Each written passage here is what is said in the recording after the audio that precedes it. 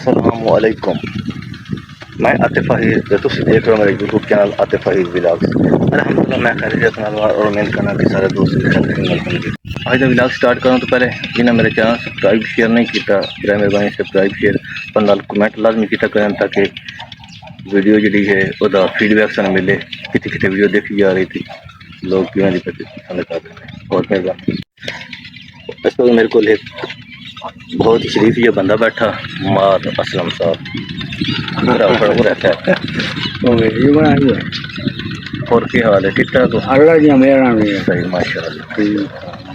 आज तो डेरे से आए माशाल्लाह बड़ी रौनक है। रौनक के बाद सारे डेरे तो हो नहीं रही ऐसी मार असलम साहब के डेरे से बैठे हैं। बड़ा खुश डेरा है ते बड़ा सादा जहा माहौल है सही देसी माहौल जिसमें वह देना हो तो बड़ा मज़ा आता पाया नाल दूसरा सारी फसल खलोती है तो इन छां बड़ी माशाल्लाह बनाई दरख्त अच्छे लाए हुए हैं तो माशाल्लाह। हो तबीयत भी ठीक है? अल्लाह जी मेरा सही माशाल्लाह। बड़ा माशाल्लाह हुक्का शुक्का ना रखा ना हुक्का चाह रहा अपने सामने हुक्का रख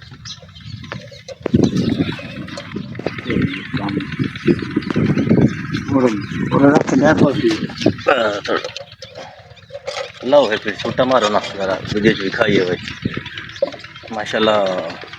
नहायत खुश अखलाक इंसान ने शरीफ इंसान ने सादा इंसान ने बड़े काफ़ी दिनों बाद इन्होंने मुलाकात इन्होंने डेरे ते आया मेरे नाल अज पानी लाया जिस वजह ना इन्होंने डेरे ते चले चक्कर ला जाए। होर सारी खैर मेरे ने अल्लाह जी ना मैंने फोन आ गया असी जाना किसी रही मीटिंग है साढ़े उत्थे पिंडा की छोटी जी मीटिंग है जो कुछ आया करने तो रिलेटेड ना तो उत्थे जाने हम ना थोड़ी जी मीटिंग फिर वापस आ जाना क्योंकि पानी लगो होया इन्हू छोड़ के जाना तो साथ मैं चाहने साथ तैयार है साथ मैं चाहने जाने ठीक मार साहब मैं बैठा मजी हूँ बाहर ना सही कोई मसला नहीं अबू आ जाते हैं तो तुम कि बहना तो बहना कोई मसला नहीं। अच्छा चलने वहाँ मीटिंग थे जी जराई मीटिंग है वो कमान के मुताबिक मीटिंग होती है फोन उन्होंने किया कि चलो चटना डिस्कस कराने मोटरसाइकिल मेरी खलोती साथ मैं चलने वहाँ साथ आ जा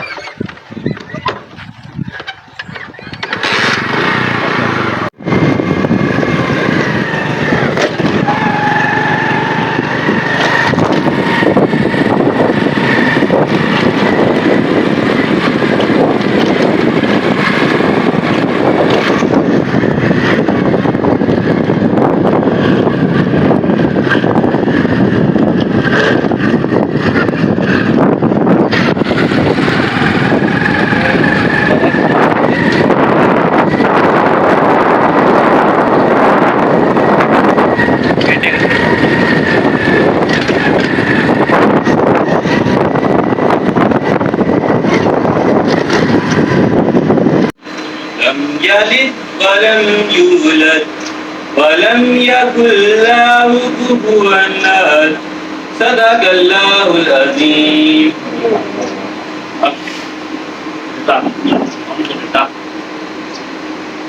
अच्छा काशकार भाइयों सब तो पहले मैं नंबरदार साहब का मशहूर है बहुत ही ज्यादा मशहूर है कि इन्होंने हर साल सानू दावत दी है भी अगर तुम मीटिंग रखनी मेरे डेरे से रखो इन्हों की पुरजोर अपील नाल असी अज फिर एक बार इतने मीटिंग रखी है। पिछले सालों भी असी फरवरी मीटिंग की वो भी इतने की ने वो भी इन्हों के हुक्म के मुताबिक पिछले साल सितंबर की ने वो भी इन्हों के हुक्म के मुताबिक। उस तो बाद मैं सारे भाइयों का शुक्रगुजार हाँ कि इन्होंने अपना कीमती टाइम कढ़िया क्योंकि धुप निकली हुई है सोलर चलते पे ने पूंजी काश की हुई है पानी थानी ला रहे हैं इन्हों का भी मैं बहुत बहुत मशहूर हाँ कि इन्होंने अपने कीमती टाइम के विचों साडी छोटी जी काल से मेहरबानी की है इतने तशरीफ लाए जनाब का बहुत बहुत शुक्रिया मेरे वालों भी और जनाब का SW शुगर मिल भी जनाब को सलाम पेश कर टीम सलाम पेश कर। इस ਤੋਂ ਬਾਅਦ ਸਤੰਬਰ ਕਾਸ਼ ਦੀ ਬਿਜਾਈ ਸ਼ੁਰੂ ਹੋਈ। ਉਹਨਾਂ ਉੱਤੇ ਮਿਹਨਤਾਂ ਕਰਕੇ ਸੱਪਾਂ ਦੀਆਂ ਸਿਰੀਆਂ ਪੈਰਾਂ ਥੱਲੇ ਦੱਬ ਕੇ ਇਤਨੀ ਮਿਹਨਤ ਕਰਕੇ ਆਪਣੀ ਵਾਹੀ ਭਾਲਦੇ ਆ, ਆਪਣੀ ਪੈਦਾਵਾਰ ਵਧਾਉਣ ਵਾਸਤੇ ਡੰਗਰ ਵੇਚ ਦਿੰਦੇ ਆ, ਬੱਚਿਆਂ ਦਾ ਸੋਨਾ ਵੇਚ ਦਿੰਦੇ ਆ ਵੀ ਚਲੋ ਯਾਰ ਅਸੀਂ ਇਹ ਕਰ ਲਈਏ। ਇਤਨੀ ਮੁਸ਼ਕਲ ਦੇ ਨਾਲ ਸਾਡਾ ਜ਼ਿਮੀਂਦਾਰ ਫਸਲ ਪਾਲ ਕੇ ਲੈ ਆਉਂਦਾ ਔਰ ਉਹ ਇਹ ਚਾਹੁੰਦਾ ਵੀ ਸਾਡੀ ਫਸਲ ਅੱਛੀ ਹੋਵੇ ਤੇ 4 ਪੈਸੇ ਲੱਗ ਜਾਣ। ਹਕੂਮਤੀ ਇਕਦਾਮਾਤ ਐਸੇ ਨੇ ਕਿ ਤੋੜ ਆ ਕੇ ਅਸੀਂ ਫੇਲ ਹੋ ਜਾਂਦੇ, ਉੱਥੇ ਅਸੀਂ ਬੇਬਸ ਹੋ ਜਾਂਦੇ। ਯਾਰ ਜੋੜ ਭਰਾ ਦੁਆ ਜਿਤਨਾ ਰੇਟ ਨਹੀਂ ਹੁੰਦੇ, ਉਹਦੇ ਵਿੱਚ ਤੁਹਾਡੇ ਚਾਵਲ ਵੀ ਆ ਜਾਂਦੇ ਨੇ, ਉਹਦੇ ਵਿੱਚ ਤੁਹਾਡਾ ਗੰਨਾ ਵੀ ਆ ਜਾਂਦਾ ਹੈ, ਉਹਦੇ ਵਿੱਚ ਤੁਹਾਡੀ ਕਣਕ ਵੀ ਆ ਜਾਂਦੀ ਹੈ। ਤੁਸੀਂ ਮੇਰੇ ਤੋਂ ਜ਼ਿਆਦਾ ਜਾਣਦੇ ਹੋ ਇਹਨਾਂ ਚੀਜ਼ਾਂ ਨੂੰ, ਇਹਨਾਂ ਵਪਾਰੀਆਂ ਦੇ ਹੱਥ ਕੰਨਿਆਂ ਨੂੰ। ਅਸੀਂ ਉਹਨਾਂ ਨੂੰ ਆਪਣੀ ਜਿਨਸ ਦੇ ਕੇ ਫਿਰ ਵੀ ਅਸੀਂ ਝੋਲੀ ਖਾਲੀ ਲੈ ਕੇ ਖਲੋਤੇ ਹੁੰਦੇ ਆ ਵੀ ਯਾਰ ਸਾਨੂੰ ਪੈਸੇ ਪਤਾ ਨਹੀਂ ਕੱਲ ਲੱਭਣਗੇ ਜਾਂ ਪਰਸੋਂ ਲੱਭਣਗੇ।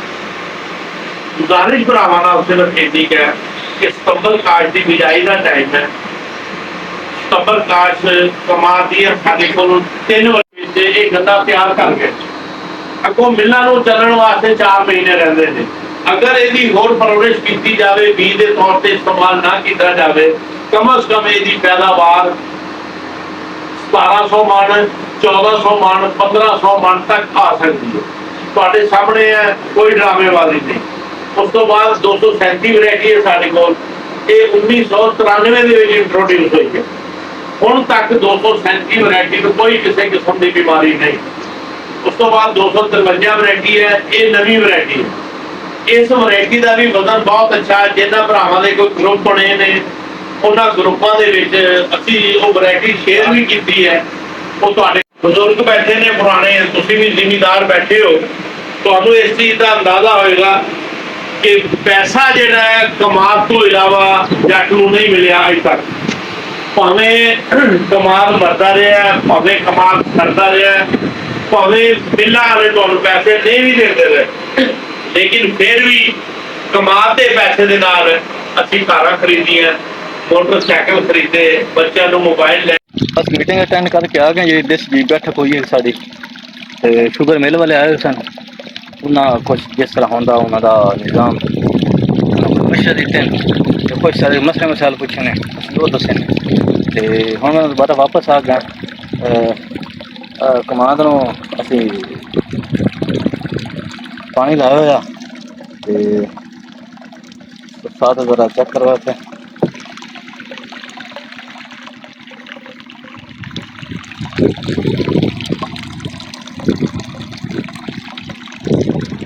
सारा निज़ाम असी दूसरा तकरीबन पानी वाला मुकम्मल की खलोते हैं।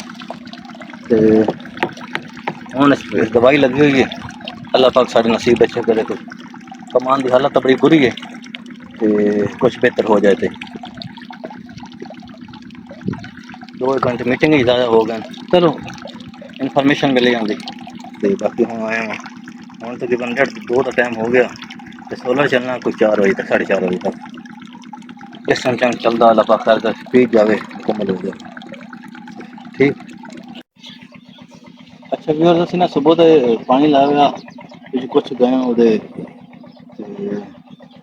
अजे भी साढ़ा पानी लगा। पहले असी सोलर चलाया, लेकिन सोलर का कोई हूँ असी पीटर चलाया। पीटर के नाले कुछ सिरों का वो थोड़ा खत्म हो गया। तो उस तो बाद हूँ असी तकरीबन साढ़े 1 घंटा होर लग जाना। वैसे आपका विलाग अज का विलाग इतने एंड करने